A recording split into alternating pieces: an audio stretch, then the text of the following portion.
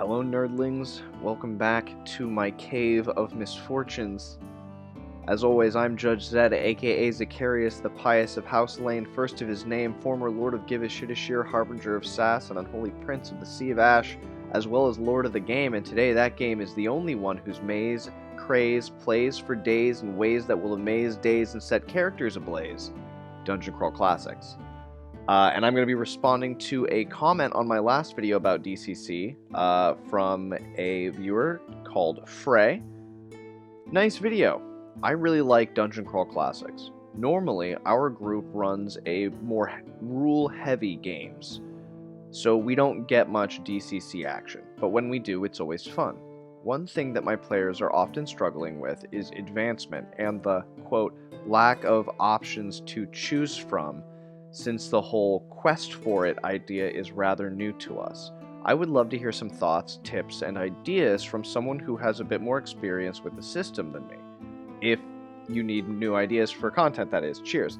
And yes, I do. I always need new ideas for content. And I love talking about RPGs, especially old school ones, and this is a really great question. So let's kind of just get into it here. Introducing new school gamers to old school gaming. How do you go about doing it? So there's a lot of things about the hobby that have changed dramatically since its inception in 1974. And I mean, like, you have to remember, like, that's how old this is. This is something that was invented very recently. Like, I don't even think that it's 50 years old yet. Is it 50?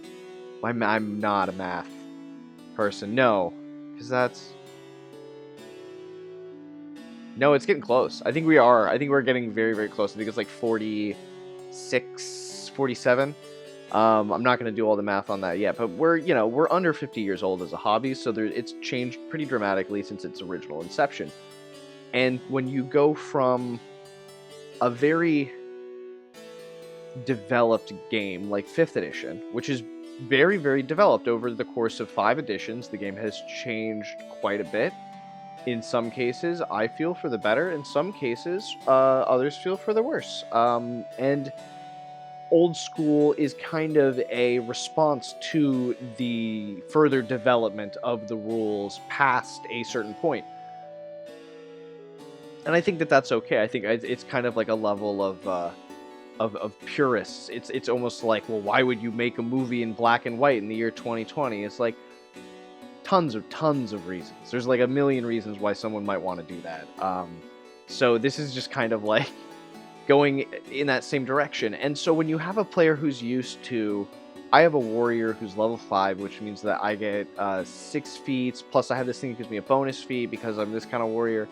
And that means that I can do these blinding strikes, I can like disarm attack, I can do all this stuff, and every level I'm going to add more stuff to my list of things that I can do. My character is going to get more abilities and become more and more powerful.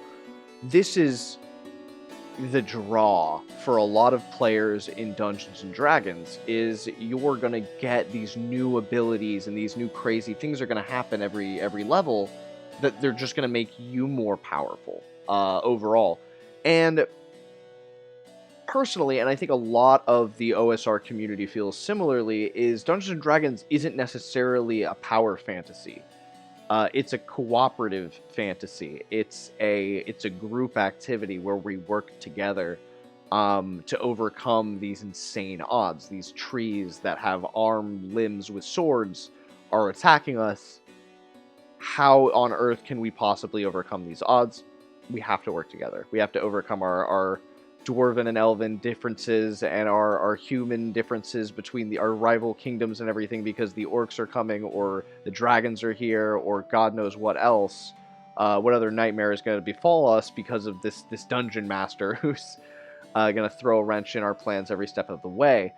And when your players are too powerful, they kind of lose sight of that a little bit, and it becomes more of like a story about their character, and there are also these other characters who are there with them, and they each become a protagonist in their own story. And I personally feel like we are already a society in which we're all walking around as the protagonists of our own story, and that's not necessarily a great thing. And I think that if we could build more on the collaboration and working together, that would be much better. So that's why I play old school role playing games. And so how do you convince your friends to do the same when you're asking them to give up the godlike powers that they feel like they've been given by these systems? And there are a few different ways. One of the things that is kind of is if you can just get them to understand that, like, they aren't losing anything. In Dungeon Crawl Classics, you have the abilities of like a 10th level fighter at level 0 or level 1, because you can do the mighty deeds. And as long as you hit a 3, you can do a blinding strike. You're just not gonna poke someone's eye out at level 1. You know, that's like a level 3 thing, you know? But at the same time, it's like that's done as a case-by-case basis. If you can dream it, you can do it. It's just that they're so used to being informed by their character sheets as to what they can do. Dungeons and Dragons it's about no limits. It's a game where you're not limited by anything. You know, it's complete freedom to do what you want in an imagined reality. So to get them there, you have to take away the character sheet. And I know that seems insane, but hear me out. When I was very young, I saw a cartoon in which people were playing Dungeons and Dragons, and they were playing in a very weird way. They were definitely playing like a first edition or something, like definitely THAC0 ascending armor classes. And now that I understand what THAC0 is, and I understand how the armor class system works in that old edition, it makes a lot of sense to me as to why there was a Dungeon Master screen. And I think if you have players who are too concerned with what their options are, as far as like, well, what can I do? Like, what are my feats? What are my special abilities? Take the character sheets away from them and run a session where you have all the character sheets behind the screen, and you just tell them you're a big beefy barbarian. You know, you can choose what you look like, but you are a big beefy barbarian. Don't worry about what your stats are. I'll describe what happens. And don't even tell them how many hit points they've lost. Tell them that they're bleeding really bad. Tell them they have a grievous wound. You know, tell them that they've lost fingers. Don't tell them the numbers. The numbers are for you. The numbers are for you to narrate the story. This works best in smaller groups, I feel. But also, as a Dungeon Master, it can work really good just as for initiative and what order everybody's going. You have your stack of papers there, and you can put some post-it notes to represent like how many monsters go in between, and it's pretty darn easy to keep track of all this stuff when you're the only one doing it. It seems like it would be a lot harder, but it really isn't. And this is a style of play that's bred from the oldest days of Dungeons and Dragons, where the rules were so opaque, you had to have someone explain it to you. And if they weren't in that kind of mood, but they had an intimate understanding of wargaming and of how these rules worked, this was a way to play the game. And once the players get over the fact that they don't have a character sheet and they don't know like what exactly is up,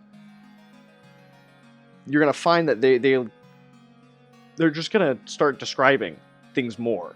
You know, once they realize like, oh no, I can't min-max, I just have to like, well, you know, before I'm gonna try to stab this guy, but as I'm stabbing him, I'm also, you know, I got some sand. I pick up some sand. I'm gonna try to throw that in his face while I do a stab attack. Can I do that? And you just be like, yes, you can.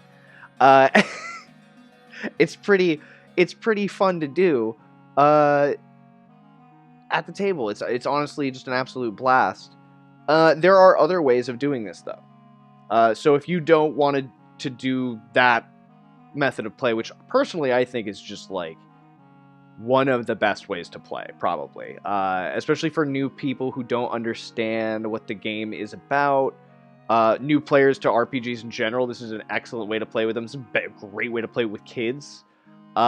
Just have you do all the things behind the screen, at the table, and they're just eating snacks and telling a story, and that's kind of what the best part of D&D is hanging out with your friends, eating snacks, and telling this shared collaborative story. Another way to do it. So the funnel's really fun. The funnels are actually an amazing way to play Dungeon Crawl Classics. Do totally recommend it, but it's not for everybody. Not everybody gets the same kick out of it. Goodman Games does a lot of cool experimental stuff. And this is one of their more experimental products that they've put out. I don't know if it's still out there, but I'll describe a way you can do it without buying this specific thing. This is a character sheet from Goodman Games. I'm going to try to get it up close, and I know that my green screen is going to be all wonky, but as you can see, it's a full level 0 character sheet, but everything is cast in silver. What is that? It's a scratch off. Like a lottery ticket, and you scratch off each element of your character as you play the game, and you discover who you are as a character slowly. That's cool. That's a really cool way to do it. I've run games like this before with people. I ran Portal Under the Stars for a group of 3 people who had never played DCC before, and they only had the 1 characters each, and I kind of made it work for them, and they had a blast, because you're slowly learning what your strengths and weaknesses are, and you're not being informed by the character sheet at all. You don't know what's on the character sheet. You just don't know. So that's another way to play the funnel, is just give them a blank character sheet, and as they you just tell them, like, you're peasants. And they're like, oh, no, what? Okay, or start them in the middle of a dungeon. And medias res, in the middle of things, is a great storytelling tool that works excellently at the table. Start your players inside a dungeon. They're chained up. What happened? How did they get here? They don't know. Who are they? They don't know. They have amnesia. It's dark. They can't see anything. They didn't even know what they look like. Like, what's going on? They have to get out of here. Like, the chains are rusty. They break out. They get out of this cage. They start lurking around. We come to a door. I try to bust it down. All right, roll 3d6. I got a 5. Yeah, that's how strong you are. That's gonna be you got a -2 to your strength modifier, and they're like, oh no, I'm so scrawny. Okay, what about you? Are you beefy? Are you strong? Can you try? And then they'll start slowly figuring out who they are and what their strengths and weaknesses are in a really cool, organic way. And again, you don't need the scratch off character sheets. I don't even know if Goodman Games still makes these. And I obviously haven't used these in at least 12 months at this point. But I definitely recommend that style of play and that being informed by kind of that style of old school role playing. Even though our OSR rule sets are a lot simpler, there aren't really many OSR games that will use THAC0, to my knowledge. And we've kind of modernized the old school aesthetic to the point where you don't really need a Dungeon Master screen. I think personally that the screen is a very useful artifact from the earliest days of having THAC0 as a table that was you needed it. And DCC does not have THAC0, but what it does have is disapproval tables and a big long list of spells that helps to have all that stuff. Well, I don't know if I have it on me right now, but I have a set of like 5 DCC DM screens at this point. And they produced the one that is very useful. It has your level 0, all your level 0 stuff. But they also produced a second DM screen that has your clerical disapproval table as well as 2 more crit tables, and I think, yeah, like the list of spells and what pages they're on. And then there's the Lonkmar DM screen, which comes with like a ton of useful tables for Lonkmar on both sides.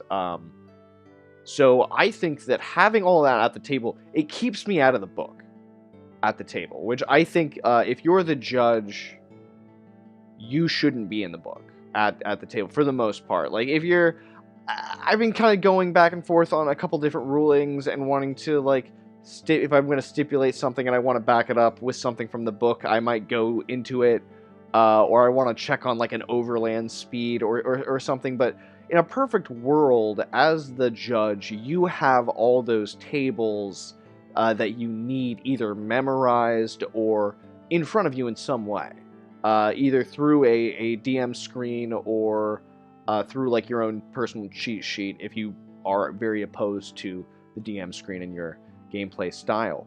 But I think that whether you're a narrativist or a simulationist or like a heavy gamist or you're a crazy hacker and you put it all together into whatever system you're playing, I think that taking away your characters' character sheets, your players' character sheets, can really jumpstart their imaginations and force them into an old school mindset.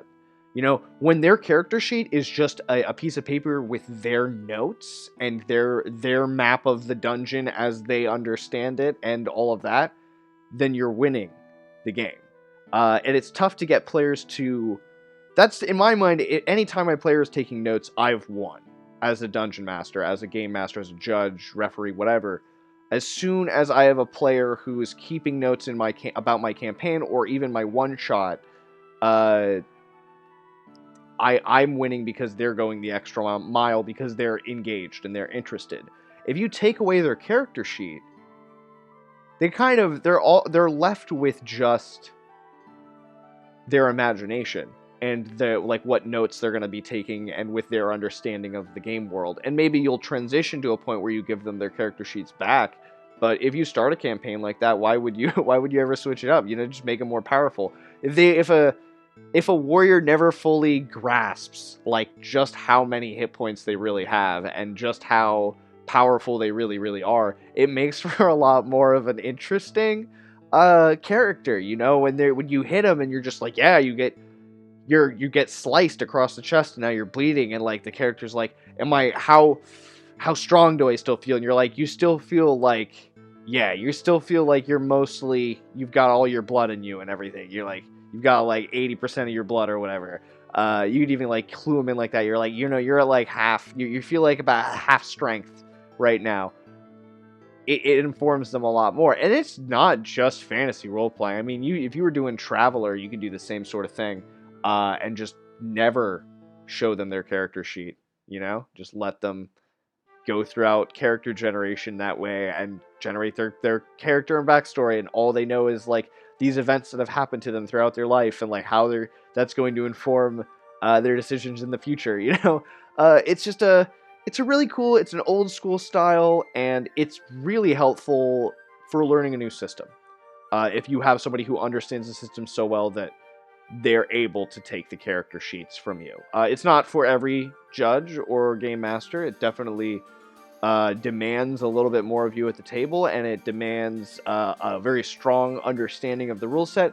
But because it's such a rules-light system, Dungeon Crawl Classics is really, I think, the perfect game to run in that style. So whether you're running for some old grognards who are used to Pathfinder's crunchy combat, or you're playing with some green 8-year-olds who've never rolled dice before, why don't you consider taking away the character sheets? Maybe let them roll a d20 or whatever. You know, give them a dice to roll. They might find that fun. But if not, even like, yeah, it's possible. I will say this: during my my usual home game, there were a couple sessions we never rolled dice, or we only rolled dice at like the very end. And those were some of the strongest sessions that the players were the most engaged with, that the most things were going on. And I think that's really at the heart of playing D&D, is like, when it's everything beyond the combat. Like, D&D is an amazing combat system. DCC is no different from that. At its heart, it's got this really cool combat thing, but it's all the other stuff that's going on around the combat that truly flavors what you're playing. You know, we're all fighting monsters. That's without question. If we're in a fantasy role-playing game, you're fighting monsters the whole time. But what are you doing in your downtime? What happens in between monsters? Or is it all monsters? You know, that it can inform a lot about a game style as well. But my mouth's getting a little dry. Thank you so much for joining me with this video. As always, thank you, Frey, for the excellent question. I hope this video was helpful. I hope that you're able to get some of your more crunchy players into some of this more gonzo action at the table. And as always, have a great week at the table, and I'll see you all next time. If you're watching on YouTube, think about giving me a like, comment, subscribe. If you're watching me on Twitch right now, feel about giving me a follow. Definitely keeps me going. Thank you so much for all the comments and the likes and the visits and all that stuff. Really do appreciate it. And I will see you all very soon. Have a good one.